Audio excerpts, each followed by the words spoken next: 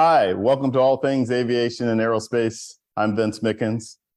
Today is going to be a really enlightening show. I'm looking really forward to this conversation from, total experts in the field of private jet catering, corporate catering, and that type of thing.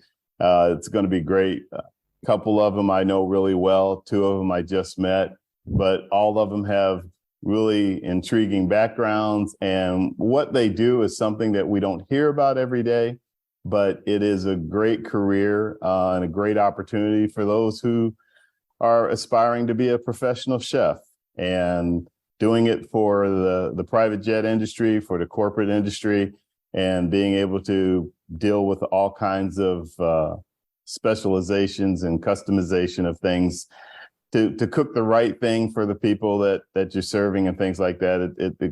I couldn't explain it any better than these guys will be able to, which means I'm going to go ahead and introduce everybody now that I've said that. So I'll start with good friend, known her for a while, consider a colleague in the industry, Young Park. Young is the founder and executive chef of First Chime. Love that name. And Young is actually also responsible for really helping me pull everybody together for this show. So Young, I'd like to thank you very much for your assistance with that, and really excited about having you on here again, because you've been a guest before, but this one's exclusively talking about private jet catering. So this is going to be a lot of fun.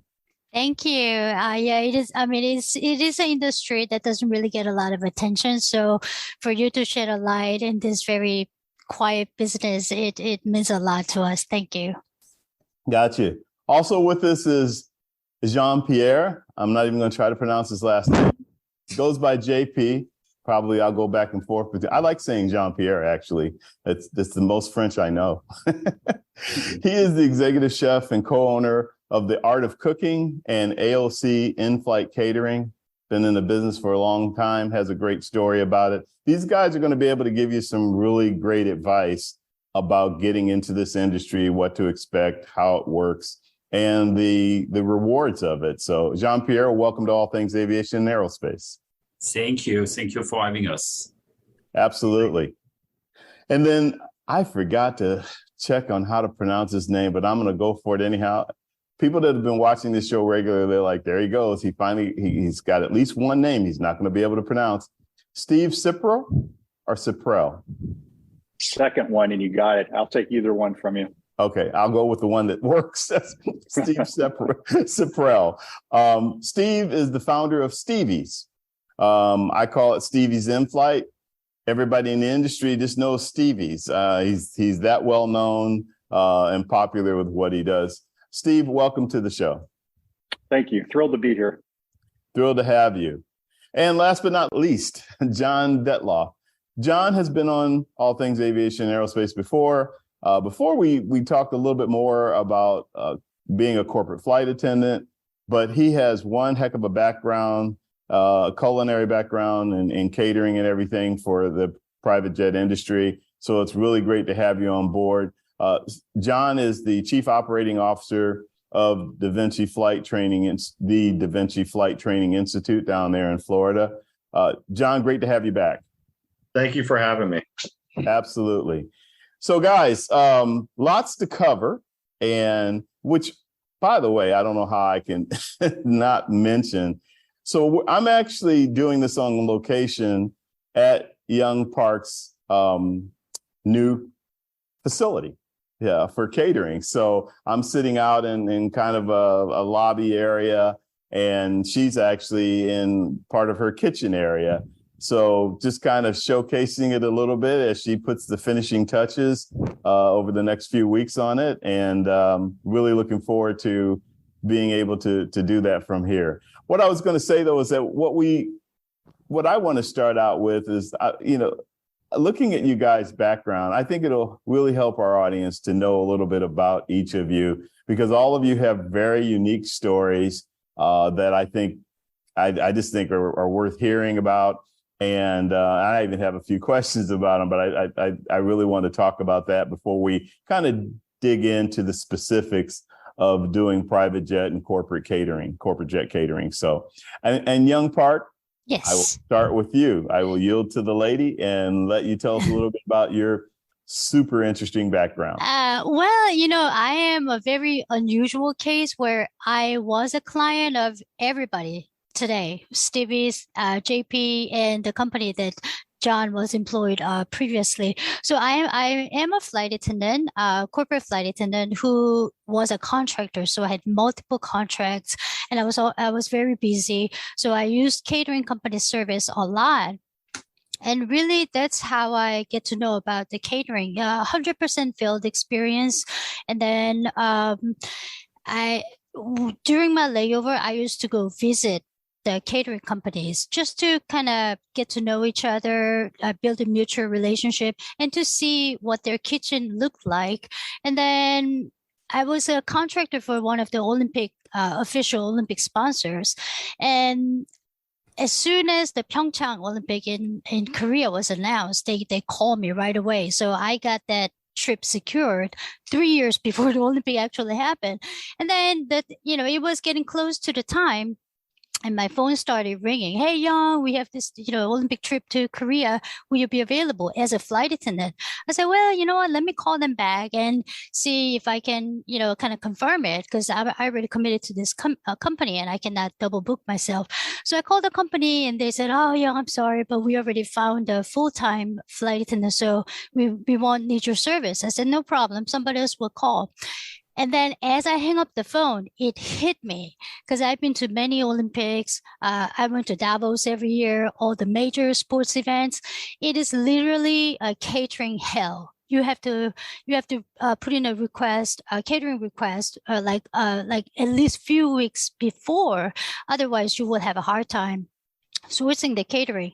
So as soon as I hang up the phone, I thought, who's going to do all the catering? Because I was born and raised in Korea. I've been to Korea many times as a flight attendant.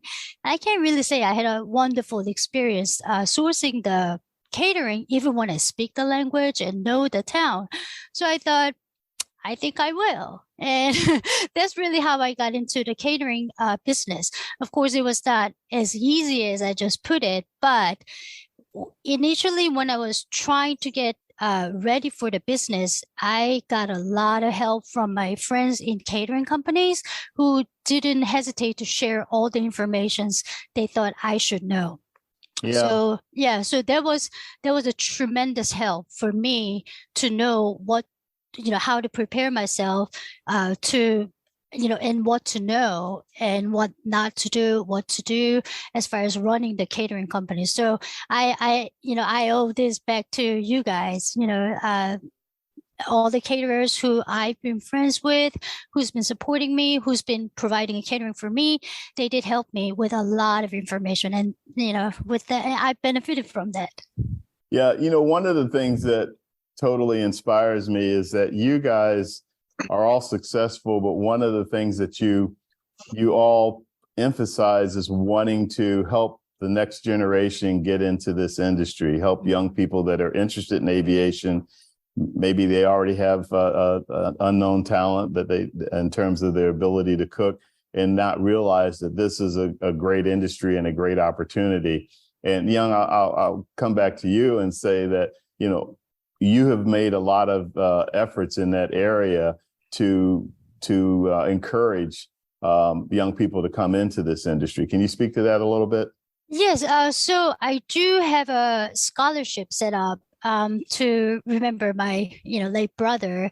It is actually the scholarship for somebody to go to a college to attend the course, to complete the course, to have a flight attendant certificate course. And that is the educational part. And once it is done, as I expand with this new kitchen, I intend to offer the internship for anybody who would like to know more about the aviation catering or just the fundamental of aviation, anything related to what happens in a kitchen and how to work it on the aircraft, the whole transition. It is all related. So just because you've been flying for a long time, it doesn't mean you are excellent in catering. It really depends on the person's experience level and what is your focus in your career. Yeah. I was thinking about the fact that, John, you have a really interesting background and a really interesting responsibility in that you've dealt with both sides, both the corporate flight attendant side of things and the catering side, and you come from a very strong culinary background. How about you start out, first of all, and tell us about that background, and then we can talk a little bit about, bringing that forward. All right. So my background, I always had a passion for aviation as well as culinary. I actually wanted to be my dad worked on F-14s, and I wanted to be a fighter pilot. But unfortunately, I had bad eyesight, and my mom is from Spain, so I used to go to Spain a lot, and my family had restaurants. So I always had like the bug for the culinary side as well as the aviation side. So after college, I went to culinary school. I worked on different restaurants, hotels. I worked on yachts as well. And then I had a friend of mine who was in aviation, and he was like, "Hey, you want to be a flight attendant?" And I was like, never really heard of this, never really thought about it. And I became a flying chef for different celebrities and movie stars. And then I worked for a family down here in South Florida for about 13 years, a great family. We had about 17 aircraft at one time, and I was their chef on their aircraft and ran their in-flight services. And then after that, my wife and I have two little girls, and I decided to try not to fly as much, and I got into the catering side. So I became the vice president of Air Culinary worldwide for about 8 years. And then I got into DaVinci, which we are a training company for flight attendants. So therefore, they can communicate better with the caterers as well as how to plate the food properly on the aircraft. DaVinci, we also operate Tastefully Yours catering out of Atlanta too. So we have both sides of it. I'm going to say of the training side as well as the catering side on that aspect. Tell us a little bit about the combination of being like an in-flight chef, but also as a corporate flight attendant. It's very challenging because, your galley is small. There's different things. And trust me, as a chef, I've made lots of mistakes on an aircraft. And that's the hard part about being a chef or a caterer as well, because as a caterer, they prepare the food, they package it up, we give it to the flight attendant. And a lot of times that's where I'm going to say the flight attendant will mess up, overheat it or doesn't know how to plate it properly. And that's where, as a chef, I have those skills. So I've tried almost everything you can imagine on aircraft.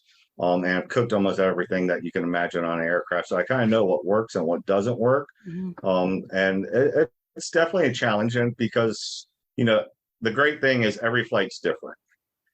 Sure. Every flight is different. Every cuisine is different. I have served White Castle burgers on an aircraft, and I've done 12-course meals on an aircraft. And that's the fun part about being a chef on board the aircraft, as well as being a chef, for a catering unit, that every mission is different. Every flight is different. And that's where you can really be creative. Yeah. Young, go ahead and chime in there. I have something else to that. Go ahead. Yeah, if I may chime in, I think there's a very, very foggy... chime in first, Chime.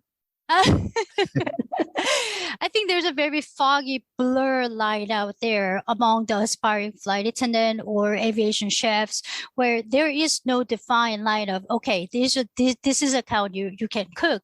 This is account that you can't cook. I think there's this general census going on and say, well, you have to know how to cook. You have to be good at culinary. What do you mean by culinary? I think that needs to be said. There are accounts that you cannot cook. Even if what they need is your plating skills, more of a food coordinator, like a designer. And then there are accounts where the aircraft owners will request you to cook. So it is not all the time. It's 100%. You don't have to be able to. You don't have to cook. You don't have to be a chef to be cooking on board, but there is a fine line, a defined line where certain accounts you really shouldn't cook, and there is there are some companies where you can cook. And before you go any further, during your job search, rather than you try to look for the account and say, then try to push your way like, oh, I'm good at culinary. Try to find out what companies want from their crew members first. There will be an easier route for you to navigate this, job seeking world. Yeah, and not everybody's a chef. Yeah. Okay. I mean, I got some great chefs right here in front of me. I mean, you can be a chef and fly and do a lot of things, but just because you went to a culinary class or anything like that, that still doesn't make you a chef. Mm. And that's where even, as a corporate flight attendant, if you want to cook on board, work for a caterer, know the ins and outs into what works on the aircraft, because that is a hard part of, you cannot do everything on an aircraft. True. Steve, that plating is critical. Yeah. yeah, Steve, you've talked about, at least I've read what you've talked about in terms of no two flights are alike. So what's your take on all of this that both Young and John are talking about? Steve, can you hear us? Okay, I think he froze. Yeah, did you freeze? It froze. Yeah. Okay, can you hear us now? I think I caught that. I can. I think that we're talking about new to flights are the same when you're trying to produce food. Yes. Okay. While we wait and see what's going on with Steve's audio, JP, how about you? Yeah, I mean, I come from a background of restaurant, and obviously that helped me and helped us a lot, because cooking for airplane, technique is different, vocabulary is different. We have to connect, and that's the challenge, to connect with our flight attendant or brokers and understand exactly what the end client really wants. So definitely it's a challenging business. But coming from a restaurant where you have to deal with so many details, it really helps us after to understand and try to understand the different technique to be able to cater to plane. Because it's, as you say, it's different. You don't read the same way, you don't season the same way. So I think you need to have already a strong culinary background. As I'm talking about the catering side, a catering background to after really start to work for in-flight catering. Because honestly, even me coming from a restaurant, when I start to discover this business, I mean, it's completely crazy. Yeah. So Jean-Pierre, how did you get into in-flight catering? I mean, completely out of the blue.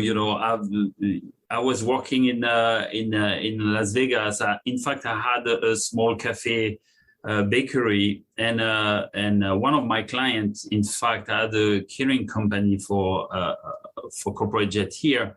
And for months, he came to us. He said, "Hey, come with us. I need a chef. And I was kind of fighting with my partner at that time.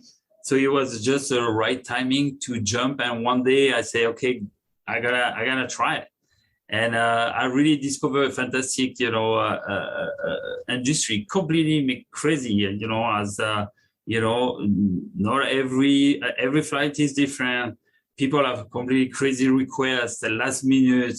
So you need to pull out all your knowledge and be able to fulfill the catering. So it was very interesting.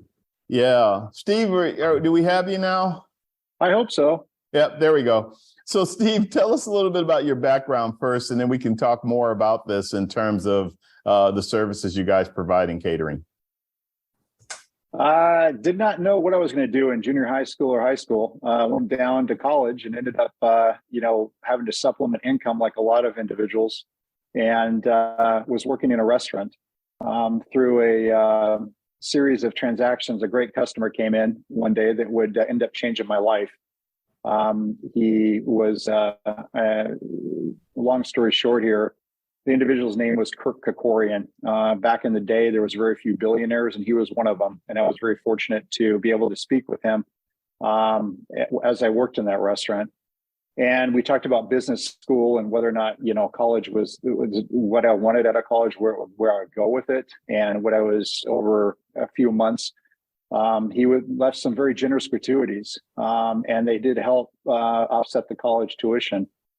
From that, I got a phone call from one of his people one night and asked if we would deliver, or if I could deliver food to an address, of which I did. And I had no idea about airplanes, private jets, anything. So I got in my old car and drove up to the address, and it happened to be an airport, happened to be Van Nuys Airport. And he had this huge airliner that you walk up the back end.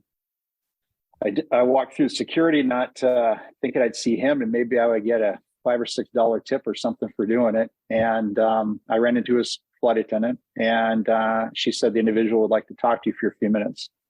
So when I had delivered that beautiful food that came out of the restaurant, by the time I got there in the car, and me driving on top of it, and then carried it upstairs and sticking it down there in a produce box, it was to say needed some improvement. He was sitting on a couch, and it was the individual that would come into the restaurant. He said, "You know what?" He goes, "I thought about something for you. If you could figure out how to put great food in those restaurants on a private airplane like I own, I think you could have a pretty great career doing it."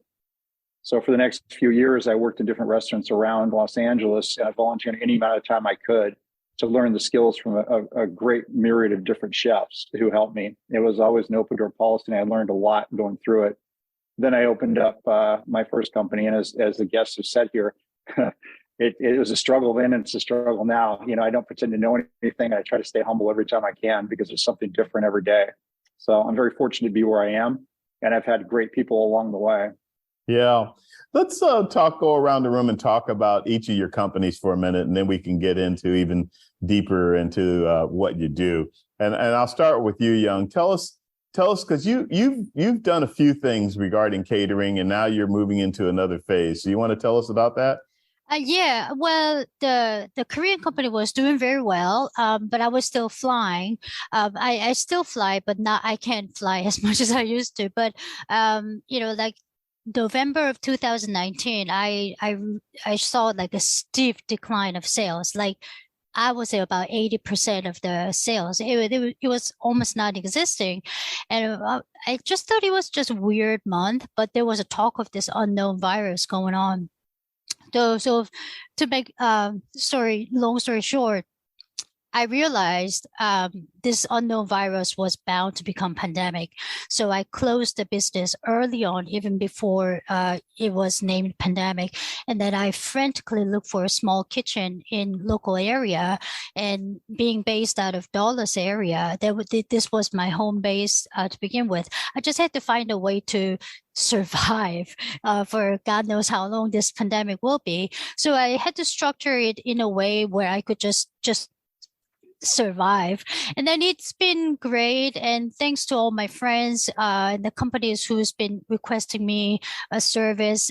So I'm expanding for the aviation catering, but I also plan to do the private dining, because the town that I'm living is a beautiful town. It's a wonderful town, but it's a really good location for me to deliver, because it's just an equal distance to Dallas, to Baltimore, to DC. I'm in the smack in the middle. So the location for the catering is fantastic. But as for the local, there isn't really any high-end restaurants. We have to go to DC, which is an hour, or Baltimore, which is an hour. So I think I would like to offer that kind of high-end service and bring in the local talents, the local culinary culinary school graduates, to use this kitchen as like an experiment, like training course for them to go to a bigger city later on. Steve, tell us about STEVIE's.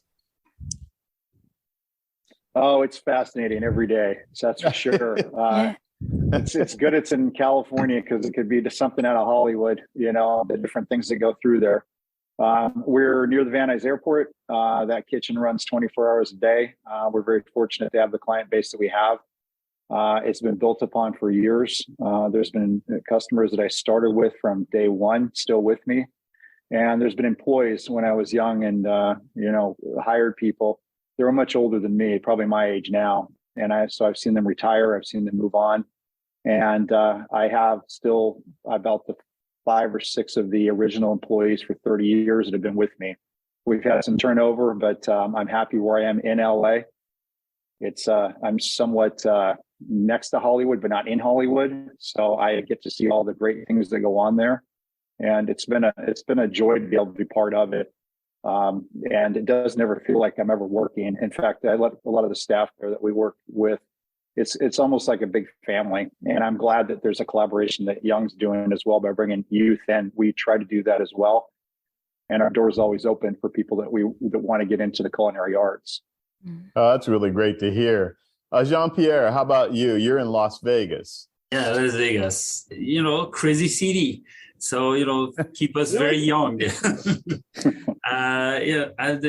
same, we are dealing with celebrity, politician, concert show. The thing is, I think with Vegas is that you have this time where it's going to be slow and suddenly out of the blue, because there is one show or something and we're going to be packed, or you have like a fight happening and everything. So you need to react extremely quickly. So we don't have a lot of, time usually to react, but, that's what we do. So it's all time different. And, yeah. John, you guys are big time into training, and you do some training on the culinary side as well. Can you tell us a little bit about that? Yeah, so DaVinci, we do training for corporate flight attendants. So we're the only school that really does culinary training, service training, as well as emergency training.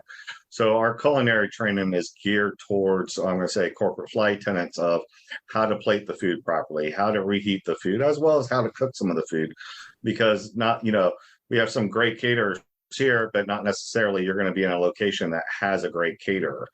So sometimes you have to think outside the box. So we teach all that as well.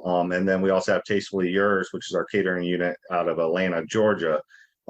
So it kind of goes hand in hand. And I was, as a chef, when I first started off, I never thought about aviation cater. I never thought there was anything about that. And this is a great industry as a chef to be in, because like all of our colleagues have been saying, it's like every flight's different. I have cooked for Japanese ambassadors. I've cooked for Middle Eastern clients. I've cooked for, celebrities, movie stars, diplomats. And so our culinary background, we have to learn quite a bit, I'm going to say, compared to just working in a French restaurant or just working in a Spanish restaurant. We have to know multiple cuisines, which is also, it's great for us as chefs because we learn all these different types of cuisines and we get to taste them, and we also get to bring it to the aircraft. Yeah. So imagine my shock. I was always the client of you guys. So, my mentality is, well, I need it by 1:00 tomorrow. Your job is to make it happen. I think that's the usual consumer mindset. And goodness, I'm on the flip side. I'm like, oh my God, this is crazy. Just to put one order, it takes this much. So this has been a valuable experience for me. I really think I really would like any flight attendant, if anybody's watching, please call the catering companies and ask them if they can visit you. It just helps you to understand what's going on. And as for the new chefs and people who are interested in culinary, the challenge, that this new fresh challenge, that you're right, there's no two flights. Every day there's something. So if you love challenge, if you like to pursue something new, want to be creative, this is a perfect area in culinary world, I think. Yeah. So you guys have all been talking about, we've started to delve into some of the specifics of in-flight catering, and one of them I keep hearing over and over is plating.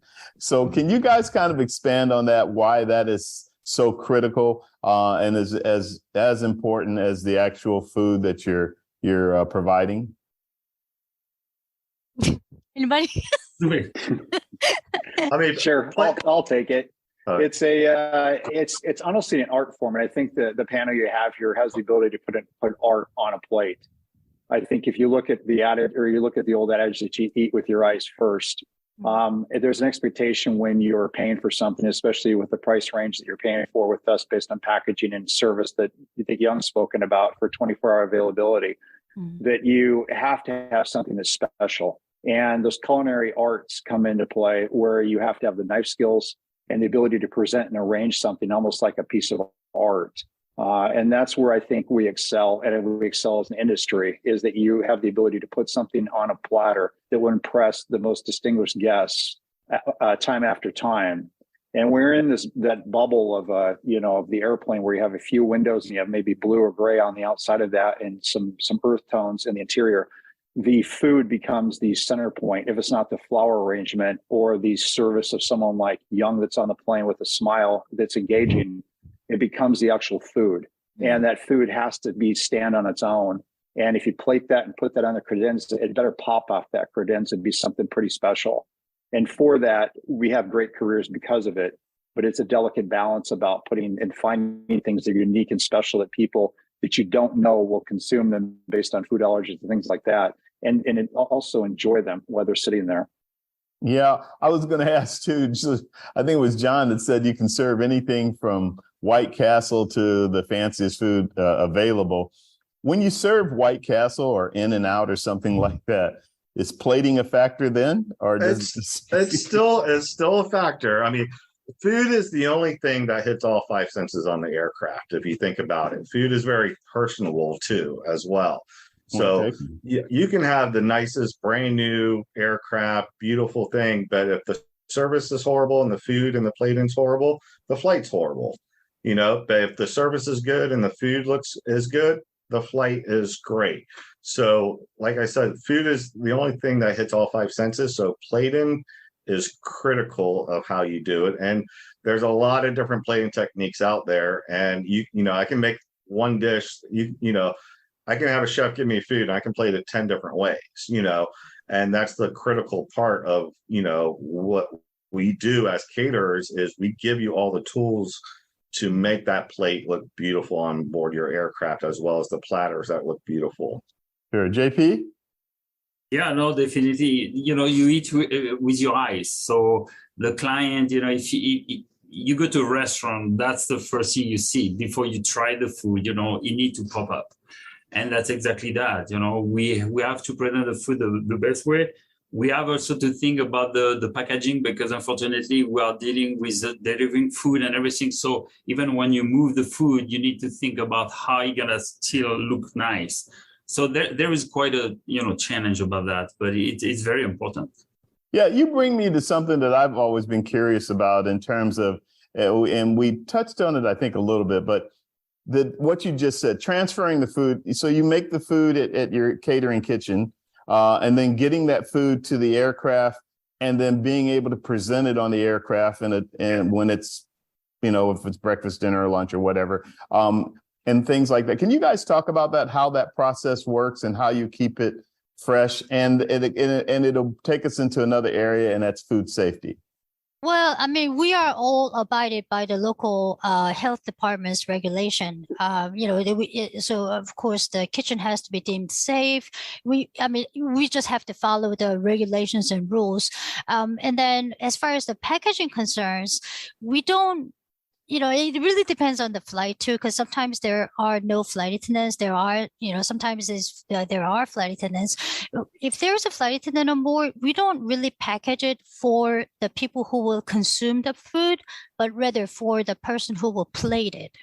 So, it's just a different packaging. And these aviation caterers, they have a vast knowledge about what the flight attendants do on board, a lot more than the flight attendants think the caterers know. I mean, the experience, and like STEVIE, it goes 30 years down. So you just have to explain a little bit sometimes. Like sometimes I don't know. They just place an order. I need to know if it will help me if I know if there will be a flight attendant on board or not.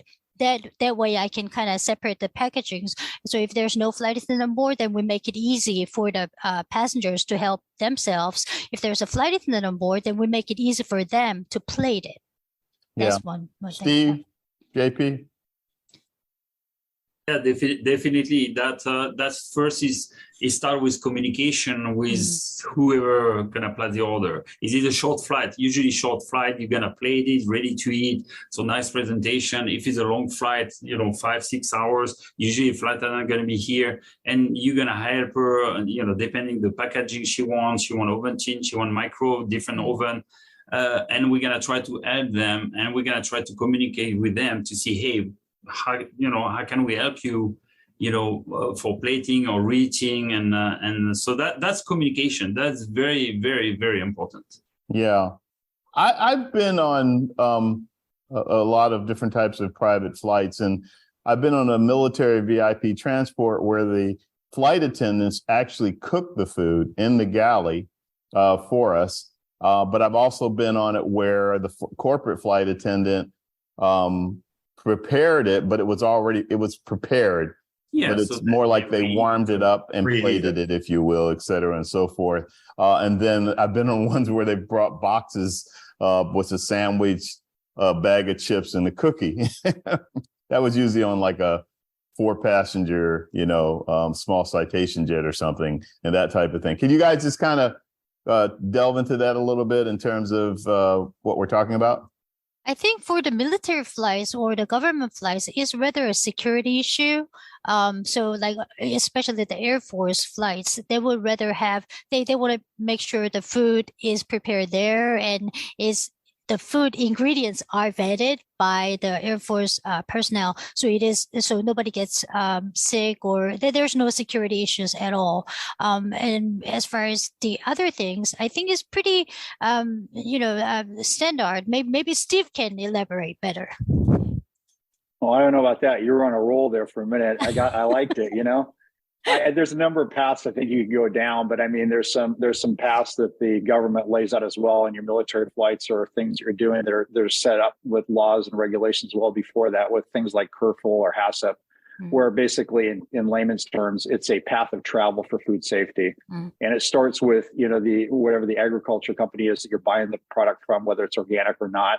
And it travels itself into your kitchen where you have, regulated refrigeration in an area where you take the food in, and how it's prepared and how long it is and how time sensitive it is to be safe to turn it around. So I think on your flights, Vince, I think there's a myriad of ways that you can get the food on the plane. But I think the safest way and the most, air being the problem, with contamination is if you can play it safe and try to eliminate any type of area there's contamination, I think you'd be just fine on any of the things you've discussed here. Right. And I think Steve hit it on a point. I mean, food safety, I was amazed when I first started in this industry that there is no really food safety regulations on board the aircraft. And I've seen so many flight attendants and so many corporations and all this. You're best to eliminate the possibility of food safety. And we do a lot of training with the military as well, is to actually use an aviation caterer. The Air Force has their own kitchens that they actually prepare the food. But as far as corporate and business aviation, you're always best to use an aviation caterer because of food safety regulations, because we cook the food, we chill the food properly, we transport the food properly, we store the food properly till it's all the way delivered to you, compared to, I'm going to say, restaurants and hotels and, even, Uber Eats and stuff like that. There is no chain of command when it comes to, I'm going to say, food safety on that aspect, because as a restaurant, I have to give you the food hot. Exactly. Because of food safety issues. I give you the food hot and you're supposed to consume it hopefully within probably 2 to 4 hours or till it reaches 70 degrees. Compared to us as a caterer, we take that food, we chill it, we box it up, we make sure it's always in proper temperature and to give it to you. And therefore, you're always best using an aviation caterer for food safety. Yeah, so you really think about it, which, I mean, there are parts of the world where the aviation catering is not available, but with my flight attendant experience, based on my flight attendant experience, for the international trips, we have to be at the airport 2 hours prior to departure. So we have to get there 2 hours prior to departure, we have to leave the hotel an hour before that, give or take. Then you have to pick up the food. If you're picking it up from the restaurant, at least 30 minutes before you leave the hotel. That's 3.5 hours of this food staying in the room temperature. It is unacceptable in restaurant regulations, but it is happening. Sometimes you have no choice, but it is definitely something you have to consider when you are serving that food to the passenger or your pilot, especially. You don't want them to get sick. So using the aviation caterer is the safest way to source the safe food. So let's tie this in. Go ahead. And communication is key. Like Young was saying, and everything we do, depends how long the flight is. What type of refrigeration you have on board the aircraft. There's a lot of factors that go in play when it comes to food on board an aircraft. Yeah, so that was going to take me right to where I wanted to go with one of the other factors, and that's you guys have a lot of different types of clients. You deal with FBOs, you deal with corporate flight departments, individual owners, fractional operators, charter operators. Can you guys speak to that as it relates to what we're talking about here? Open it up to anybody. You mean like in like the difference of the yeah, nature? in terms of how how that applies to the different types of clients that you have, or is it pretty standard? I mean, No, they are all different. There's not one of them the same. I mean, a broker to a fractional company to a corporate company, each one is different, and that's where we strive, because you have to keep each client happy, and each client's different. I think that's the point I was trying to make, is as how you address that to adjust to each client to then maintain the integrity of the quality of food, safety, et cetera. I think as far as the maintenance, maintain the integrity and the quality, I think it is the same. It's just how the order comes in, and then what kind of attention is being put on, and how we kind of know this flight has a flight attendant and this flight doesn't have a flight attendant. A lot of times when we receive the orders from the dispatchers, that usually they don't have a flight attendant. So we try to make it, as for me, I try to make it as passenger friendly as possible, so they can just easily find things.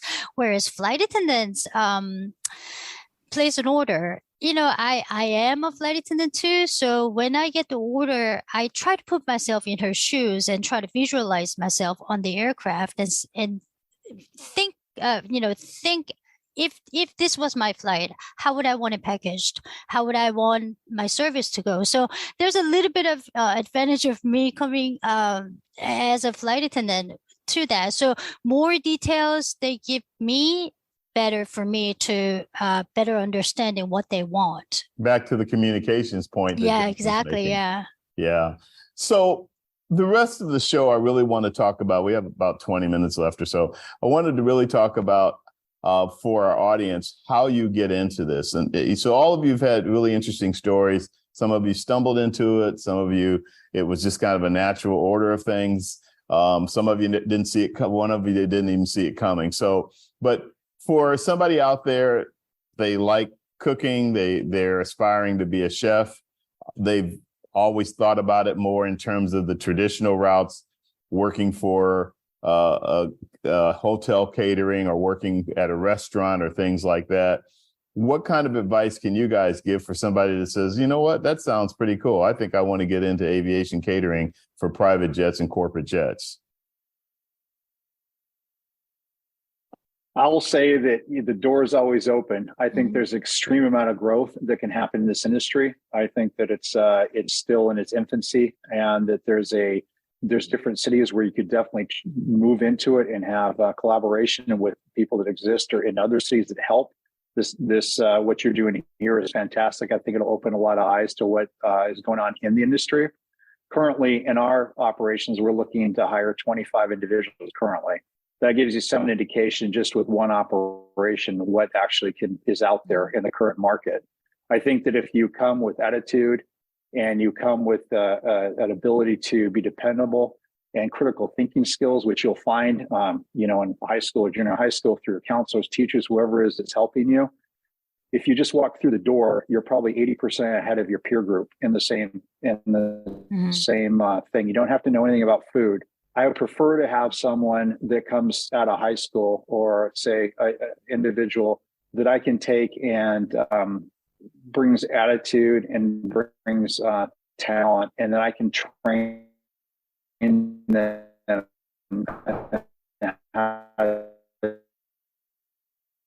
Oh, wow. He was giving such valuable information. We lost you for a second, Steve. Catering. Yeah, I think Steve hit it. That one of the things I think Go ahead, John touched on. There he comes. He's back. The way that things are done, knowledge of what it is from the food industry to be able to be molded into what we're doing here. Okay. Steve, we lost a little bit of that, but you're back I'm sorry. now with us. So I think was gonna Steve ask hit it on you, the head. the 25 positions that you have, are they all similar, or what type of positions are you guys looking for? We're looking for, Looking to fill. say, for example, let's go into a driver position. That driver is the face of the company. They wear the uniform, they have the smile, they have the engaging thing. They speak to the FBOs, they speak to when they show up at park, Young when she's there, and she's ready to go, and with her flight, they're the communication, or the arm that reaches out to be able to touch.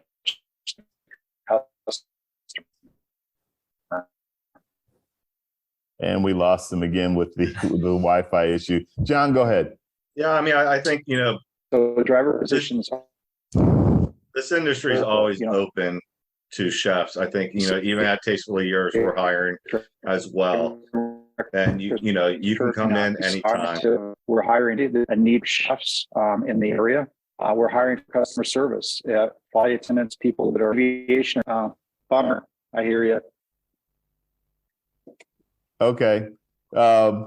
We just got the last part of that. You were talking about customer service and that type of thing. And then you've been going in and out. Sorry about that, Steve. It must be your Wi-Fi. Go ahead, Jay. I think we as an industry, I think we're always hiring, like Steve says, if you walk through the door, you're 80% there. And I always tell everybody I can teach a monkey to cook, and that's why I do it. I can teach anybody how to cook. And I think this industry, if you're interested in the culinary industry, this is a great place to start, because you can actually come in and learn from the grounds up, all the steps. And we're dealing with the top 1% of the world. So I think you have a great opportunity to go into, any of our catering facilities. And, we're always hiring because it is a growing industry. Yeah. And you're always learning something new too. And every day is different. It's a hard industry. I will tell you that. Yeah. It's a hard industry. It could be 24/7.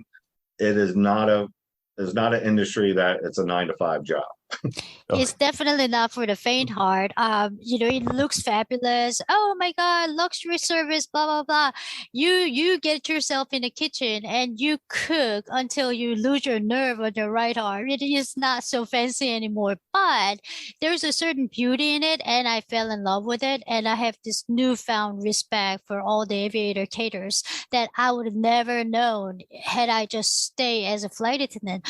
The work is gruesome. It is unbelievably gruesome, but I constantly get a good food, and it is definitely they are the unsung hero of this industry.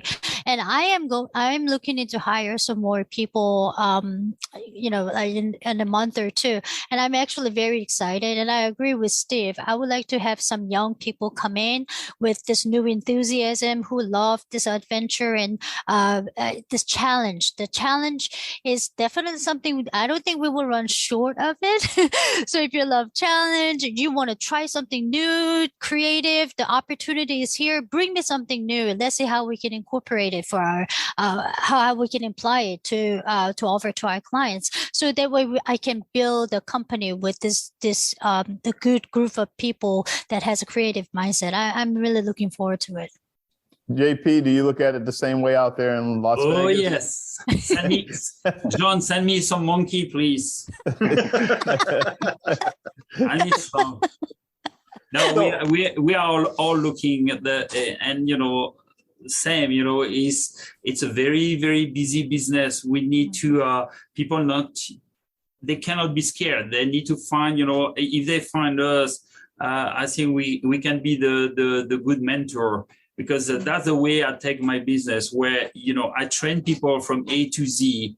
And same as STEVIE, I rather, get people who are very enthusiastic and we're going to show them everything. We do everything from scratch.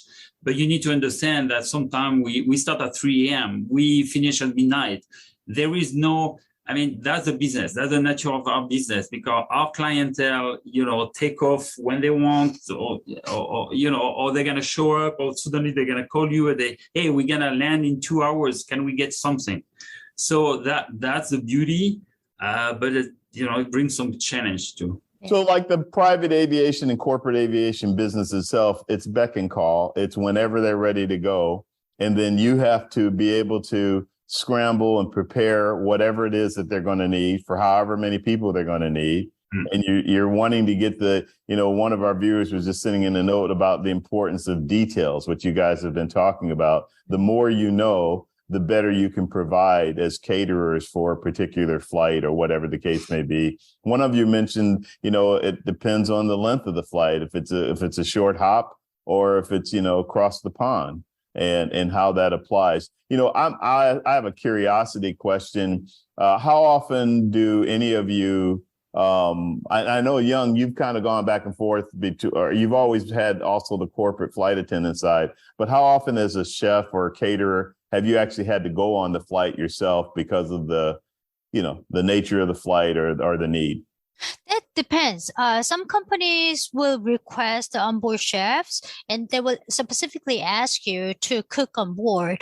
But of course, I still have to be careful because I can't just bring like a raw squid on board. I have to prepare I have to have it somewhat ready for me to finish up on board, and I have to fall back on the caterer sometimes. I ask them to prep it to this level so I can bring it and finish it up. So there are, like John said, you can cook everything from scratch on the plane. That is impossible. If anybody says you can cook 14 people filet mignon on board in 30 minutes, don't believe it. It doesn't happen like that. So, certain details, more information I get about the flight before I actually go on the flight so I can cook on the plane, better it is. So I can prep on the ground. So the majority of the time for me to prep the catering in the air, I spend more time on the ground, try to make it successful once we take off.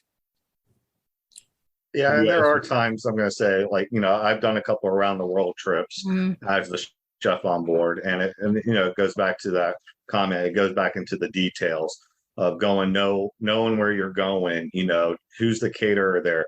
Even though as a chef that I'm going to prepare the food on board and cook everything on board, I still need a nice kitchen to make sure everything is going to, and get the food certified and all that of these locations. So, it's very rare to, I'm going to say, have a chef on board these aircraft, but it does happen. It does. Yeah. So as we kind of start to wrap up things here, really want to give as much of advice as possible. We've gotten into the nitty gritty of what you guys do, but for somebody that really never thought about it, and you guys have mentioned something that's kind of interesting. I've been under the assumption that you probably need to have an interest in cooking or being a chef, but what you're saying is yes and no on that. Maybe you guys can expand on that for me in terms of how you enter into this aspect of in-flight catering and doing what you guys do. I would say first and foremost, the aviation. If you have any interest in aviation, you may not stay as a caterer or stay in the kitchen forever, but if you like anything about airplane, and you don't know exactly what, but you want to do something in aviation, just give us a call. Just come and visit and just talk, just so you can get part of this picture in big part of aviation. So that is something I highly recommend to any flight attendants or any aspiring chefs. If you're watching this, just pick up the phone and see if the kitchen is available. Just take a visit, get to know each other, hear their story. There's a lot of things going on. It is really fun. I love working in the kitchen. It's the crazy things that we do and funny things that it happens in the kitchen. And it's just very fun atmosphere. But then, there are times you get totally serious. It's like runs like a military. So the dynamic of it, it's fascinating. I love it. Yeah, Young, you're self-taught, right? And you actually you didn't go to like a culinary school or anything. You just kind of learned the business. Yeah, but I guess what was that like for you to do it, that take that path? Again, imagine my shock. It was, I came from a restaurant industry before I start flying. So I was not a stranger of the food industry, but really everything that comes out of first Chime's kitchen, I learned it as a flight attendant by prepping the food on board, visiting the caterers in each city I go to, whether it is Germany, France, Idaho. I mean, if I have like 5 days on the ground, I have enough time to go visit the people who will prepare my food, and at least get to know each other, and gives me a time to get on a train and have a nice scenery. So that little action that I put in during my layover got me here. So yeah, it's I don't have a culinary degree. I never went to any culinary school. Everything I know, I learned it as a flight attendant. So today I am totally humbled. I feel like I became a big time chef to be invited to your show and be among the chefs like John and JP and Steve. This means a lot to me. Thank you. And I would tell you, culinary school, I mean, I went to culinary school and I loved it. I'm not saying anything wrong with culinary schools. But culinary school gives you the foundation. Everything, even as a chef, you still start off at the bottom after culinary school. So it's not like, you go to culinary school and I'm going to be an executive chef. Yeah. It doesn't work that way. Everything is still on the job training. Some of the best chefs I know never went to culinary school. So is it a plus? Yes, it's a plus. It's a piece of paper. But at the same time, what you learn and what you put in your career, I'm going to say, as learning to cook with these great chefs that we have on right now and what they're doing, that is the key. Yeah. Yeah. Steve, what about you? What's your advice on this? I think you have to believe in yourself. I think the youth that's sitting there right now listening to this, if you made it this far in this podcast, you're way ahead, as I said earlier, in your peer group. And I think you have to believe and use the opportunities that are there and not listen to the negativity that's out there on the social media stuff, and believe that you can get up out of that chair, or you can get out of that city you're in and go anywhere and do anything. I think that ambition and confidence are something that is out there. And if you walk through my door, walk through any of the doors that are there, whether it's this industry or something else, it certainly is an opportunity to take your life and move and do something different with it. We're all special. We're all unique. I do food art. And I take JP's name of his business there, but it's something pretty special. The pictures behind me were done by an artist. It's one thing. Nobody can recreate that. And that's the way I feel, kind of like Park said, or Young said as well, that you have something special and we all need to give something special. And I think in this case, what you're doing with this podcast is you direct it towards kids that need to get up and move. And these opportunities in any component of aviation, whether it's this or the episode you did earlier about air cargo, fascinating. Any component of aviation is unique and special. If you don't like this, you can use it as a stepping stone. I've had many employees come in and many friends I've met. Some of them have become extremely successful by saying, hey, I don't like the early hours mentioned by John. I don't like working in the chaos.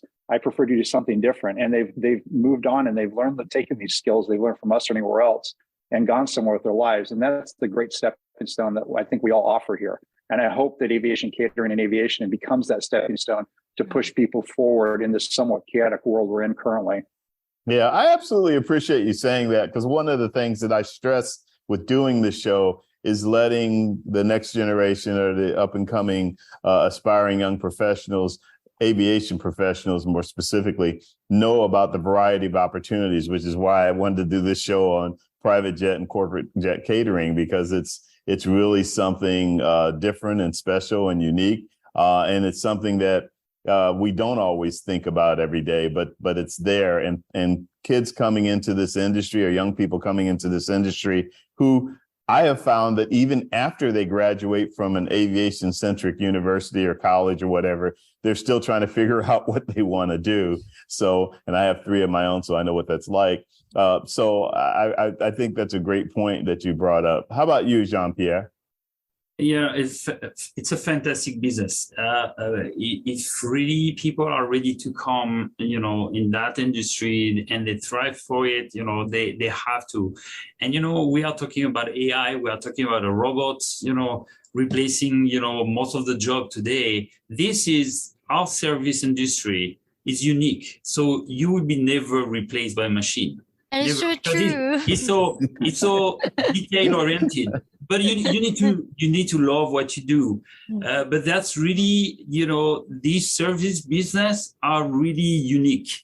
And I think we are in a very, very detailed industry. So there is a future for everybody. Yeah. Well, guys, we have unfortunately run out of time, but it's been a really great conversation, and what great insight you guys have given about a really great aspect of aviation. So I really appreciate all of you taking your time. I know for sure all of you are super busy, which is a great thing. And I know for sure that you're really busy because you're all hiring. That means, and Jean-Pierre, you did a good job for somebody that's been up for, 24 hours or something. Oh. You hung in there pretty well, especially being in a different time zone. But all of you really totally appreciate, what you guys had to say. And, we welcome everybody. We've actually been getting a lot of chat traffic on this. So I will pass people along to you guys that are interested in that type of thing. So everybody, thank you very much for being available today. Thank you.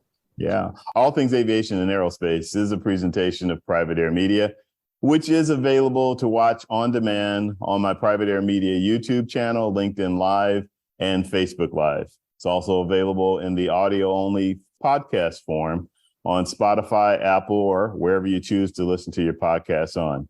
Next week, I will once again have the FAA as my guest, this time featuring the Aviation Workforce and Education Division from the National Engagement and Regional Administration Office of Policy, International Affairs, and Environment. Please don't make me say that again. Until then, please take care, stay safe, safe flying if you're a pilot like me, and blue skies. All the best. Have a good one.